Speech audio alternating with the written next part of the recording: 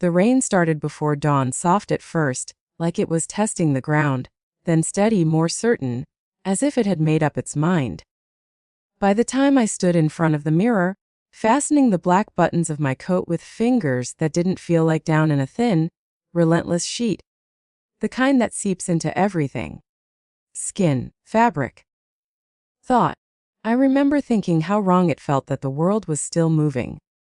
Cars passing, birds somewhere in the gray distance, a man laughing on the sidewalk across the street as if nothing had changed, as if my husband hadn't died. I didn't cry. Not then. I kept waiting for it to come, for the wave people talk about, the kind that knocks the breath out of you. Instead, there was only this hollow stillness, like someone had scooped something essential out of my chest and left the space behind. At the church, the air smelled like wet wool and flowers. Lilies. Too many lilies. Their sweetness against the back of my throat until I felt faint. People spoke in murmurs, as if volume itself might shatter me. Hands touched my arms, my shoulders, my back. I nodded. I thanked them. I heard myself say the right words without remembering choosing them. The coffin was already there when I entered. White roses covered the lid. Perfect, immaculate. His sister's choice. I knew that without asking. Richard hated white roses. He once said they looked like apology flowers. Like something you send when you don't mean it. I stared at them longer than was appropriate, my mind snagging on the wrongness of it. How clean it all looked. How staged. Like a set designed to represent grief rather than contain it. Emma sat beside me, her hand sliding into mine. My daughter's fingers were warm, alive, grounding. She leaned her head against my shoulder the way she used to when she was small and afraid of thunderstorms. Her husband sat on her other side, upright, composed, one arm draped around her back. Nathan looked every inch the devoted son-in-law. Dark suit, controlled expression. Eyes that missed nothing. The pastor began to speak, but the words floated past me without meaning.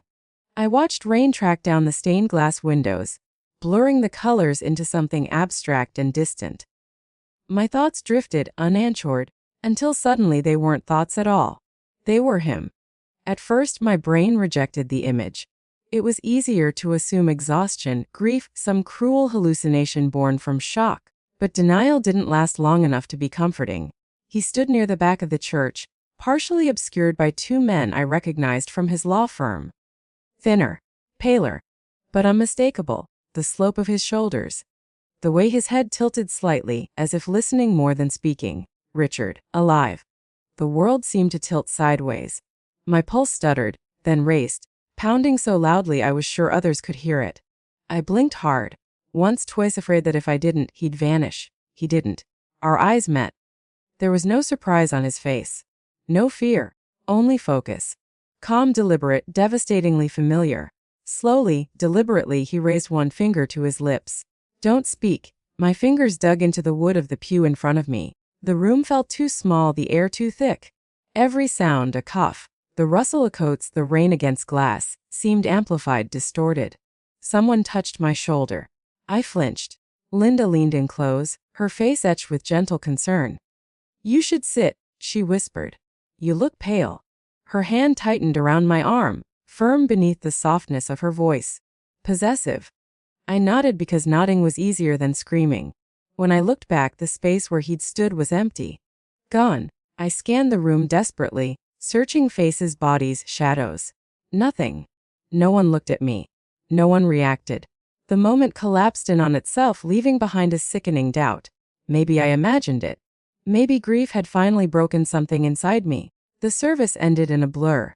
Condolences washed over me like static. Words repeated until they lost shape. Outside, the rain fell harder, drumming against umbrellas and pavement. I checked my phone without thinking, just something to anchor me. A new message glowed on the screen. Unknown number. Run, they're watching us. My breath caught so sharply it hurt. Us. I lifted my head slowly, scanning the parking lot. People lingered near their cars, hugging, talking softly. Across the street, a black SUV idled, windows tinted, headlights pointed directly at me. And in that moment, I understood something with terrifying clarity. My husband was alive. And someone did not want me to know. I stood there longer than I should have, Rain soaking through my coat, phone heavy in my hand, like it carried more weight than a few words ever should. Run. They're watching us. I kept rereading it, as if the letters might rearrange themselves into something less terrifying if I stared long enough. Around me, life continued in its careful, respectful way, doors closing softly, engine starting, umbrellas shaking free of water. No one screamed.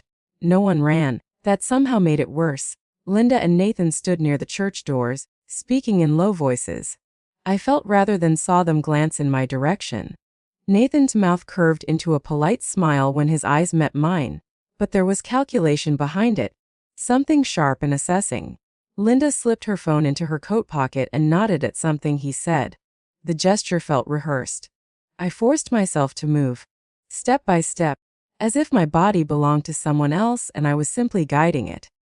My hands shook so badly I dropped my keys twice before managing to unlock the car. The sound of the lock clicking into place felt absurdly loud once I was inside. I started the engine, my heart pounding in my ears. Another message appeared before I could pull away. Don't go home. I swallowed hard and looked up at the rearview mirror. Linda and Nathan were walking toward their car now, not rushing, not lingering, just watching. I pulled out into the street and drove, the rain smearing the world into streaks of gray and silver. The town I'd lived in for years suddenly felt unfamiliar, like a set built to resemble safety rather than contain it. At the first red light, my phone buzzed again. Trust no one. Not even them. The light turned green, and I drove straight through. That night, I didn't sleep. The rain tapped against the windows in a steady rhythm, like fingers insisting I stay awake. I sat on the edge of the bed with my phone in my hands, replaying the day in fragments. His face. The gesture. Linda's grip on my arm. The word us. Around 3 a.m, I made tea I didn't drink and sat at the kitchen table, staring at the empty chair across from me. The house felt wrong. Too clean, too quiet. It no longer felt like the absence of a person. It felt staged, as if someone had stripped away the evidence of a life and left behind only what they wanted me to see. I opened my laptop and searched Richard's name. Article after article appeared, all saying the same thing. Car accident. Route 27. Vehicle fire. Dental records used for identification. I stared at the photo of the wreckage, metal fused into the road, the car unrecognizable. A thought cut through me with sudden clarity. If the body couldn't be identified visually, dental records could be switched. But that kind of thing required access. Planning. Connections. Richard had all of those. Scrolling further, I noticed something that made my stomach twist. Condolence posts timestamped before the official police statement. Comments from the firm. From Linda. From Nathan. They'd known before anyone else. I closed the laptop slowly, my hands steady now. Grief was giving way to something sharper. Purpose. If Richard was alive, he had faked his death for a reason. And if he had warned me to run, that reason involved danger. Not abstract danger. Not distant threats. Danger close enough to touch my arm in a church and call it concern. When dawn crept through the window, I knew I couldn't stay. I packed a small bag with cash, my passport, my charger, the old external hard drive Richard kept locked in his desk. I didn't know why I took it. Instinct, maybe. Or trust in a man who had just appended everything I thought I knew. Before leaving, I called Emma. She answered on the second ring, her voice thick with sleep. Mom, are you okay? I'm fine, I said, surprised at how steady I sounded. I'm going to take a few days. I need to clear my head. Where will you go? I'm not sure yet. I'll text you when I get there. There was a pause, then I heard Nathan's voice in the background, low and insistent. Put it on speaker. My pulse spiked. I'll call you later, I said quickly and ended the call. I didn't owe anyone explanations anymore. As I pulled out of the driveway, I noticed a silver sedan parked across the street. The same one I'd seen the day before. The driver looked down at his phone but didn't start the engine. I didn't acknowledge him. If they were watching, let them watch. I was already gone. The motel was 3 hours away, just off the highway. Anonymous. Cheap. The kind of place where no one asked questions and the neon sign never turned off. I paid in cash and left my phone powered down in the glove compartment. At a gas station down the road, I bought a prepaid phone and memorized the number. That night, sitting on the edge of the motel bed, I opened Richard's hard drive. Most of the files were encrypted. But one folder wasn't. Inside were scans of contracts, transaction logs, emails. Names repeated and they stopped feeling coincidental. Collins Group, Holloway Development, Nathan Pierce, Linda Collins. My hands trembled, not with fear, but with recognition. Richard hadn't died. He had uncovered something dangerous. And now, so had I. When I finally lay down, I didn't turn off the light. I didn't need darkness anymore. I needed to see clearly. Sleep came in fragments, shallow and uneasy. Every sound outside the motel room pulled me back to the surface. Tires on wet pavement. A door closing somewhere down the row. A muffled laugh that dissolved into nothing. I learned the shape of the ceiling in the dark. The faint stain near the vent. The hum of electricity behind the walls. By morning, I felt hollowed out but alert, like something inside me had finally snapped into place. I made coffee using the small machine by the sink and drank it standing up. Sitting felt too vulnerable. I turned on the laptop again and went through the files slowly this time, carefully, the way Richard used to read contracts, line by line, looking for what wasn't there as much as what was. Numbers repeated. Transfers looped through shell companies that led nowhere and everywhere at once. It wasn't just fraud. It was systematic, designed to hide in plain sight. By noon, I had copied everything onto a second drive and uploaded a backup to a cloud account under a name that wasn't mine. I didn't know yet what I would do with it, only that I couldn't lose it. I needed confirmation.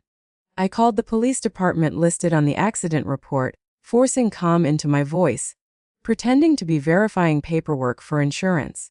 The woman on the line was polite, professional, guarded. "That case is closed, Mom. All documentation has been released to the family?" "Yes." Miss Linda Collins picked it up. Of course she did. After I hung up, I sat on the edge of the bed and stared at the wall until my breathing evened out. Linda had handled everything. The funeral, the paperwork, the story. I had trusted her because grief makes you compliant. Because she sounded like certainty when I felt like nothing. Next, I called our family dentist.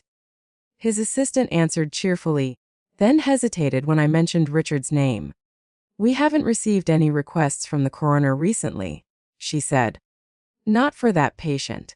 I thanked her and ended the call. The identification had been falsified. That realization settled over me with a strange calm. Not relief. Not fear. Certainty. The world finally made sense again, even if the truth was ugly.